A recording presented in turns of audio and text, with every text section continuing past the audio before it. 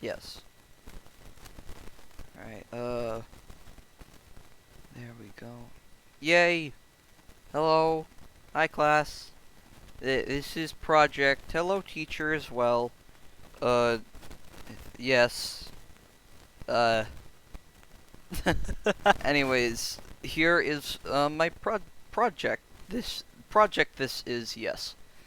Uh, yeah, John actually suggested this, yeah, this guy. Yeah. Thanks, John. So, I'm basically just going to go over and explain what I wrote down from my notes on the story. Okay? First, we have woman. There is Rachel Marsh, who is very young person and is servant. Ignorant slaves. And the servant to who, you might ask? Servant to John Adam and Abigail Adams. They are very rich people. They are the higher class, you see, above us peasants. And so because Rachel Marsh's father and mother have died, big sad. May they rest in the ground. This mean that very old person, wheelchair man, Uncle Eb, is now only relative. However, you see, Uncle Eb is spy. He want information because, I don't know, money. He basically is just like he's like the encapsulation of a Disney villain. Because Uncle Eb is his own is now Rachel's only family. He thinks he can manipulate her, and because because Rachel is now the servant to John Adams and John Adams' wife, she obviously knows some of the information that they know, and so Uncle Eb want that information because he's spy. However, she say no. Stop! You violated the law. Stop! You violated the law. Pay the court a fine or serve your sentence. And so, he disowns her. Yeah, not the best family argument. And so when Rachel informs the family, they come for her, and I think they give her some pocket money and such. Just to, feel happy. She often read after that. She got a specific book, Communist Manifesto, maybe. And she now considers the Addams family sort of like her new family. Uncle Eb often in their arguments between him and Rachel would bring up that they're not your family, I am. Later, things are looking better. Rachel's talking with her friends, and she's getting booked to expand her education. She get nice clothes, look like a pilgrim, and then the British arrive.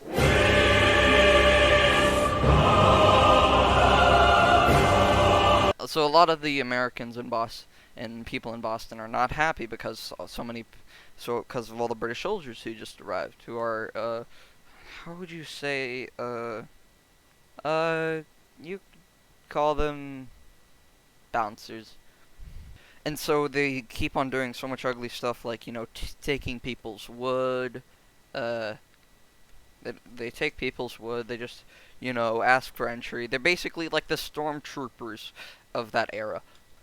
And however, the only problem is their aim was actually pretty good. And so later, as Rachel comes back from a bakery with some very, very poggers bread, you would say, there's a private, another soldier, and then their commander very far away. This private is standing on the front door, and his name is Matthew Kilroy, and he tries to stock up a conversation with Rachel, and Rachel say no. But then, after a while, she starts to notice that, they starve. They don't get enough money to pay their health care, you see. And so, out of kindness, like anybody would to a person with a gun, she gave them some bread, I think some other food probably, and their friendship develops. Their friendship grows, you see. Matthew and Rachel keep on getting closer and closer every day, and then, oh boy, let me just flip a. I hope I didn't skip a page here, because now Matthew wants a kiss. Yes, yes, this is clearly turning into the next Bachelor. Rachel doesn't want kiss. She say no, no, senor, and then you know their friendship just breaks off a bit. A lot of the other girls in town start talking about not girls, but they start telling Rachel that clearly that you know he likes her. There's also a woman that says, you know, gender with other gender cannot be friend. And so there's a person named June or Jane. Wait. Did I write down the month of the person? Jane suddenly drags. Jane then gets Rachel out of bed one night. Jane then yeets Rachel out of bed some night, and and she follows her to find in order to discover a ton of citizens, a horde, you might say. What's the word? Mob of citizens fighting against all the soldiers. And then she notices Matthew, and Matthew, he shoots somebody. How nice. He shot a defenseless man. Pogger. And so this event was obviously the Boston Massacre. This is like the only, I guess you could say, real part of the story because it actually happened. And then Matthew, another soldier, and I think 3 others were accused of murder. And 3 of them pleaded for not guilty and were struck not guilty. Matthew and the other guy did plead for guilty, but they did plead for manslaughter, I think. Yes, they did plead for manslaughter.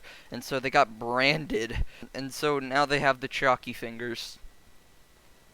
That happened in court, and Rachel went to the court almost every day. She sat on a window sill watching as the court went on. She even got permission to go one time when she wasn't able to, so that was very amazing. John Adams, wait. Oh, wait, is he a liar? Wait, is that what he was?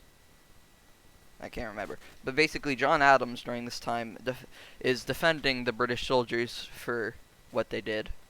And as I already said, the 2 soldiers, including Matthew, had accused themselves of manslaughter. And so, basically, Matthew, he like, proposes to Rachel without proposing to him. How does that work? Like, reverse divorce or something? Basically, when they sort of propose like that, what's it called? Reverse divorce, we're just gonna call it that, folks. And she refuses because, because the Adams family, including especially John Adams, feels that it would be very, very good thing to let go of Rachel and let go back Braintree.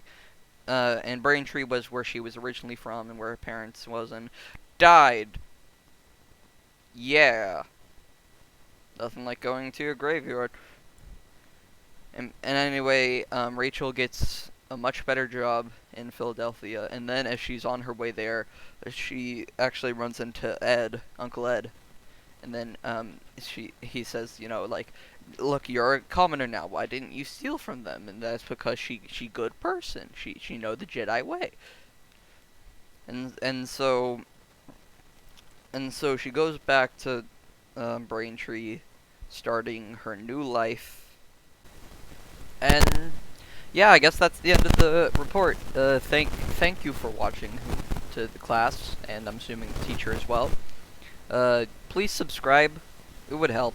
Yeah, a lot. So, yeah, that's all. Goodbye. Don't let your kids watch it!